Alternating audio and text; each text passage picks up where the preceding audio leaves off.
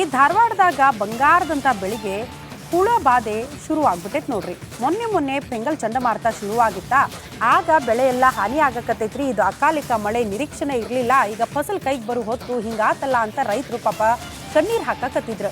ಈಗ ಬೆಳೆ ನಿಂತೈತಿ, ಕಾಟ ಬಾಧೆ ತಡೆಯಕ್ಕಾಗೋಲ್ದಂತ ರೈತರಿಗೆ.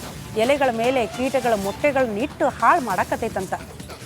15,000 ರೂಪಾಯಿ ಖರ್ಚು ಮಾಡೀವಿ, ಈಗ ಹೆಚ್ಚುವರಿ ಕೀಟನಾಶಕ ಸಿಂಪಡಣೆ ಮಾಡೋ ಪರಿಸ್ಥಿತಿನೂ ಬಂದೈತಿ. ಅದಕ್ಕೆ ನಾವು ಎಲ್ಲಿಂದ ರೊಕ್ಕ ತರೋಣ್ರಿ ಅಂತ ರೈತರು ಪ್ರಶ್ನೆ ಮಾಡಕತ್ತಾರ. ಭಾಳ ಆಗ್ಯಾವ್ರಿ. ಮೊನ್ನೆ ವಾತಾವರಣ ಸರಿ ಇಲ್ಲದ ಸಂಬಂಧ ರೀ ಕೀಡಿ ಭಾಳ ಆಗ್ಯಾವ್ರಿ. ಅದ್ರ ಸಂಬಂಧ ಕೀಟನಾಶಕ ಎಣ್ಣೆ ಸಿಂಪಡಣೆ ಮಾಡತ್ತವ್ರಿ. ಹೊಡಿಬೇಕಂತ ಹೇಳ್ಯಾರ. ಇಳುವರಿ ಸ್ವಲ್ಪ ಕಡಿಮೆ ಹೊಣತಾವ್ರಿ. ಹುಳಿ ಮೊನ್ನೆ ಮಳೆ ಆದ ಸಂಬಂಧ ರೀ ಸ್ವಲ್ಪ ಹುಳಿ ಹೋಗೇತ್ರಿ. ಮಾಡಾತ್ರಿ. ವಾತಾವರಣ ಸ್ವಲ್ಪ ಚೇಂಜ್ ಆಗತ್ತಲ್ರಿ. ಇದು ನಮ್ಮ ರೈತ ತಾನು ಬೆಳೆದ ಬೆಳೆ ಕಾಡು ಪ್ರಾಣಿಗಳಿಂದ ಬಚಾವ್ ಮಾಡೋದಕ್ಕೆ ಹರಸಾಹಸ ಪಡುವಂಗಾಗಿತ್ತು ನೋಡ್ರಿ. ಯಾಕಪ್ಪ ಅಂದ್ರ ಕಾಡು ಹಂದಿ ಹಂಗ ಹೊಲಕ್ಕ ನುಗ್ಗುತ್ತಾ ಬೆಳೆ ನಾಶ ಮಾಡುತ್ತಾ ಅಂತ ಪಾಪ ಈಗ ಸೀರೆ ತಂದಾರ. ಸೀರೆ ಎದಕ್ರಿ ತಂದ್ರ ಅಂತ ಯೋಚನೆ ಮಾಡಬೇಡ್ರಿ. ಆ ಹೊಲದ ಸುತ್ತ ಸೀರೆ ಬೇಲಿ ಹಾಕಾಕತ್ತಾರ. ಇಲ್ಲಿ ಯಾವ ಪ್ರಾಣಿ ಬರಬಾರ್ದು ಅಂತ ಹೇಳಿ ಹಿಂಗೆ ಸೀರೆ ಕಟ್ಟ್ಯಾರ ನೋಡ್ರಿ. ಸಾವಿರಾರು ರೂಪಾಯಿ ರೊಕ್ಕ ಖರ್ಚು ಮಾಡೀವಿ, ಈಗ ಸೀರೆನೂ ರೊಕ್ಕ ಖರ್ಚು ಮಾಡೇ ತಂದೀವಿ. ಯಾಕಂದ್ರೆ ಯಾವ ಪ್ರಾಣಿ ಬಂದು ಬೆಳೆ ಹಾನಿ ಮಾಡಬಾರ್ದಲ್ಲ ಅಂತ ಹೇಳಿ ರೈತರು ಸೀರೆ ಕಟ್ಟಾಕತ್ತಾರ ನೋಡ್ರಿ. ಇನ್ನು ಕೊಪ್ಪಳದ ಅಂಜನಾದ್ರಿ ಬೆಟ್ಟದಾಗ ಇವತ್ತು ಹಬ್ಬ ನೋಡ್ದಂಗೆ ಆಗುತ್ತೆ. ಯಾಕಂದ್ರೆ ಹನುಮ ಮಾಲೆ ವಿಸರ್ಜನೆ ಮಾಡಕ್ಕಂತ ಸಾಕಷ್ಟು ಜನ ಬಂದಾರ್ರಿ. ಐತಿಹಾಸಿಕ ಅಂಜನಾದ್ರಿ ಬೆಟ್ಟಕ್ಕೆ ಲಕ್ಷಾಂತರ ಮಂದಿ ಮಾಲಾಧಾರಿಗಳು ಬರ್ತಾರ. ಹಾಗಾಗಿ ಆಂಜನೇಯ ದರ್ಶನ ಪಡ್ಕೋತಾರ. ಬರೀ ಕರ್ನಾಟಕ ಅಷ್ಟೇ ಅಲ್ಲ, ಆಂಧ್ರ, ತೆಲಂಗಾಣ, ತಮಿಳುನಾಡು ಎಲ್ಲ ಕಡೆಯಿಂದ ಭಕ್ತರು ಬರ್ತಾರ. ಹಾಗಾಗಿ ಮದುವಣಗಿತ್ತಿ ಅಂತ ಸಿಂಗಾರ ಮಾಡ್ಯಾರಂತ ನೋಡ್ರಿ. ಈ ಮದುಮಕ್ಕಳು ರೆಡಿ ಆಗ್ತಾರಲ್ಲ, ಹಂಗೆ ಅಂಜನಾದ್ರಿ ಬೆಟ್ಟ ಸಿಂಗಾರ ಆಗೈತಿ. ಭಾಳ ಜನ ಭಕ್ತಾದಿಗಳು ಬಂದಾರ ನೋಡ್ರಿ.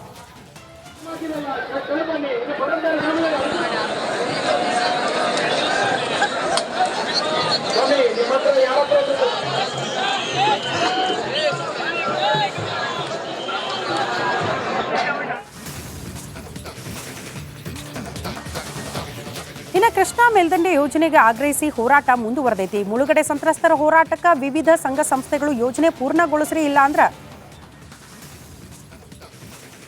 ಇಲ್ಲ ಇನ್ನ ಅಂಜನಾದ್ರಿ ಸುದ್ದಿ ಐತಂತ ಅದನ್ನು ಇನ್ನೊಂದು ಸರಿ ನೋಡ್ಬಿಡೋಣ. ಹನುಮ ಮಾಲಾ ವಿಸರ್ಜನೆ ಕಾರ್ಯಕ್ರಮ ನಡೆಯಾಕತೈತಿ. ಸ್ವತಃ ಹನುಮ ಭಕ್ತರಾಗಿದ್ದ ಶಾಸಕ ಗಾಲಿ ಜನಾರ್ದನ ರೆಡ್ಡಿ ಕೂಡ ಹನುಮ ಮಾಲೆ ಧರಿಸಿ ವ್ರತ ಆಚರಣೆ ಮಾಡ್ಯಾರಂತ ನೋಡ್ರಿ.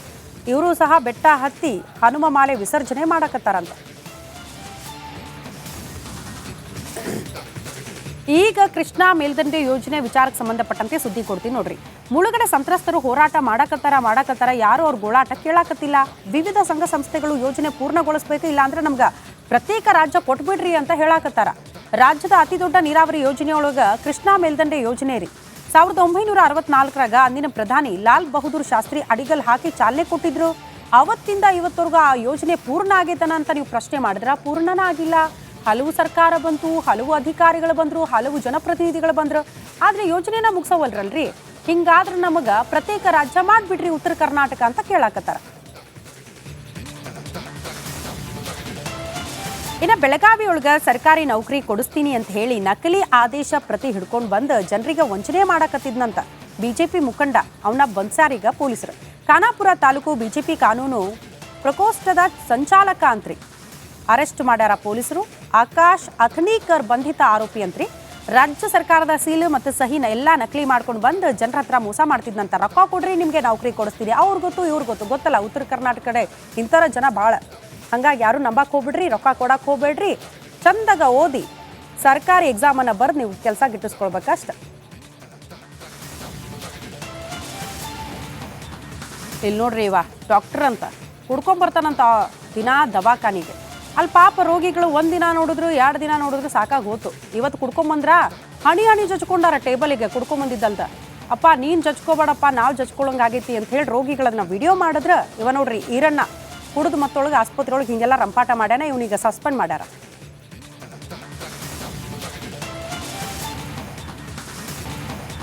ನಮ್ಮ ಉತ್ತರ ಕರ್ನಾಟಕದಡೆ ಒಂದು ಮಾತೈತಲ್ರಿ, ಬೇಲಿನ ಎದ್ದು ಹೊಲ ಮೇದಂಗೆ ಆಗೈತಂತ. ಹಂಗಾಗೈತೆ ನೋಡ್ರಿ ರೈತರ ಪರಿಸ್ಥಿತಿ. ಎಷ್ಟು ದಿನ ರೈತರ ಮನೆ ಜಮೀನು ಎಲ್ಲ ವಕ್ಫ್ ಬೋರ್ಡ್ ಕಣ್ಣು ಹಾಕಿತ್ತಾರಿ. ನಾವು ಉತ್ತಾರದಾಗ ಅದ್ರದ ಹೆಸರು ಕುಂತಿತ್ತು ಅಂತ ಹೇಳಿ ಪಾಪ ರೈತರು ಕಂಗಾಲಾಗಿದ್ರು. ಈಗ ಇಷ್ಟಕ್ಕೆ ಮುಗ್ದಿಲ್ಲಿದು ಭಾಳ ಜನ ಪ್ರಭಾವಿಗಳು ಬಂದ್ರಂತ ವಕ್ಫ್ ಬೋರ್ಡ್ನಾಗ ಇದ್ದಿದ್ದ ಆಸ್ತಿನ ನುಂಗಿ ನೀರು ಕುಡಿಯಾಕತ್ತಾರ ಅಂತ ಹೇಳಿ ಜನ ಮಾತಾಡಕತ್ತಾರ.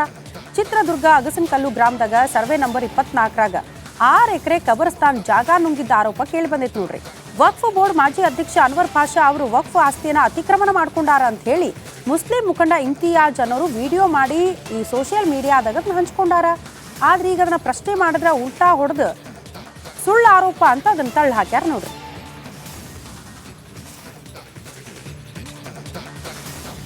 ಇನ್ನು ಅಂಜನಾದ್ರಿ ಬೆಟ್ಟದೊಳಗೆ ಕೊಪ್ಪಳದ ಅಂಜನಾದ್ರಿ ಬೆಟ್ಟ ಆಗಲೇ ಹೇಳಕತ್ತಿದ್ವಲ್ಲ ನಾವು, ಈಗ ಅಲ್ಲೇ ಫ್ಯಾನ್ಸ್ ವಾರ್ ಶುರು ಆಗ್ಬಿಟ್ಟೈತೆ ಅಂತ ನೋಡ್ರಿ.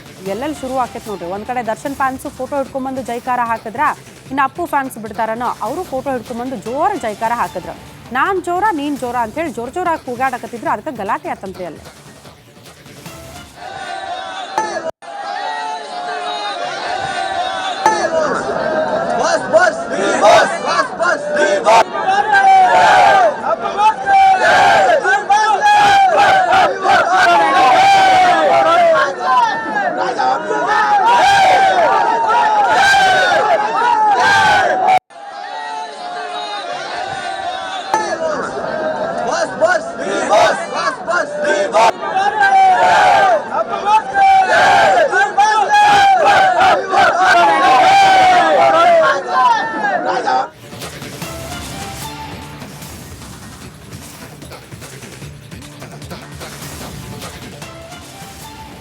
ನೋಡ್ರಿ, ಬೆಳಗಾವಿಯ ಸುವರ್ಣಸೌಧದಾಗ ಅಧಿವೇಶನ ನಡೆಸೈತಿ ಸರ್ಕಾರ. ಆ ಅಧಿವೇಶನಕ್ಕೆ ರೊಕ್ಕನ ಇಲ್ಲನ ಸರ್ಕಾರದ ಬಳಿ ಅನ್ನೋಂಗಾಗೈತಿ. ಯಾಕಂದ್ರೆ ಬೇರೆ ಬೇರೆ ಇಲಾಖೆಯಿಂದ ಹಣ ಸಂಗ್ರಹ ಮಾಡಾಕತ್ತಾರ ಅಂತ ಹೇಳಿ ಒಬ್ರು ಸಾಮಾಜಿಕ ಕಾರ್ಯಕರ್ತ ವಿಡಿಯೋ ಆಡಿಯೋ ರಿಲೀಸ್ ಮಾಡ್ಯಾರ.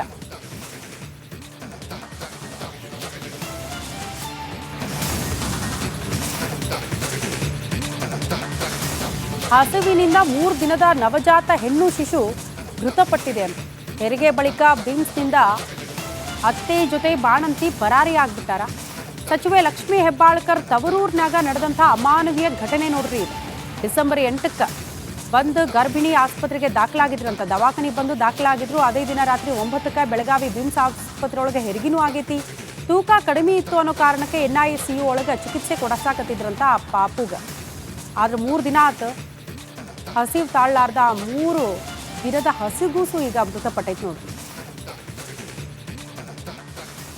ಸುಮಾರು ನಮ್ಮಲ್ಲಿ ಒಬ್ಳು ಸದ್ದಾಮ್ ಹುಸೇನ್ ಸೈಯದ್ ಅಂತ ಬಂದಿದ್ಲು. ಅವಳು ಮೂಲತಃ ಬೈಲೊಂಗಲ್ನವಳು. ರಾತ್ರಿ 9:30ಕ್ಕೆ ಅವಳು ಡೆಲಿವರಿ ಆಯಿತು. ಅವಳು ತುಂಬ ಡೆಲಿವರಿ ಪೇಯ್ನಲ್ಲಿ ಒಬ್ಬಳೇ ಬಂದಿದ್ಲು ಅಂತ ನಮಗೆ ಯಾವುದೇ ಕಾರ್ಡ್ಗಳು ಸಿಕ್ಕಿರಲಿಲ್ಲ. ಮಾನವೀಯತೆ ದೃಷ್ಟಿಯಿಂದ ನಾವು ಅವಳನ್ನ ಅಡ್ಮಿಟ್ ಮಾಡಿಕೊಂಡು ಹೆರಿಗೆ ಮಾಡಿದ್ದು. ಮಗು ಭಾಳ ಚಿಕ್ಕದಿತ್ತು, ಪ್ರಿಮೇಚರ್ ಇತ್ತು, 1.5 kg ಅಷ್ಟೇ ಇತ್ತು ಅಂತ ಅದನ್ನು ತೀವ್ರ ನಿಗಾ ಘಟಕದಲ್ಲಿ ಅದರ ಆರೈಕೆಗಾಗಿ ಇಟ್ಟಿದ್ವಿ. NICUನಲ್ಲಿ ಇದ್ದಾಗ ಅವಳು ಮಗುನ ಬಿಟ್ಟು 2 ದಿನಕ್ಕೆ ಓಡೋಗ್ಬಿಟ್ಟಿದ್ದಾಳೆ. ಅದು ನಮಗೆ ಆ ನಂತರ ಗೊತ್ತಾಯಿತು. 2 ದಿವಸದ ನೆಕ್ಸ್ಟ್ ಡೇನೇ ಆ ಮಗು ಮರಣ ಹೊಂದಿತ್ತು. ಈಗ ಮರಣ ಹೊಂದಿ 2 ದಿನ ಆಯಿತು. ನಾವು ಈ ವಿಷಯವಾಗಿ ಯಾವುದೇ ರೀತಿಯ ವಿಳಾಸವಿಲ್ಲದೆ ಇದ್ದದ್ರಿಂದ ನಾವು ಪೊಲೀಸರಿಗೆ ಈ ವಿಷಯವನ್ನು ತಿಳಿಸಿದ್ವಿ. 12 ಗಂಟೆ ಸುಮಾರು ನಮ್ಮಲ್ಲಿ ಒಬ್ಬಳು ಬಿಬಿ ಜಾನ್ ಸದ್ದಾಮ್ ಹುಸೇನ್ ಸೈಯದ್ ಅಂತ ಬಂದಿದ್ಲು.